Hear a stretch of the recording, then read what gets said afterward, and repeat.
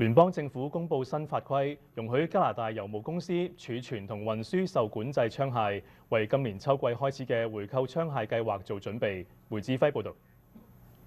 聯邦政府發布嘅一項新法規，允許加拿大郵務公司將受限制嘅攻擊型槍械從保險箱中取出、運輸並最終銷毀。2020年5月，斯高沙省發生大規模槍擊事件，造成包括槍手在內嘅23人死亡。此後，超過1500種槍械型號受到限制。公共安全部長勒布朗表示，政府長期承諾嘅回購計劃將於今年秋天開始。政府將首先從零售商店購買受限制嘅槍械，並將其銷毀，然後喺明年開始對擁有受限制武器嘅人進行回購。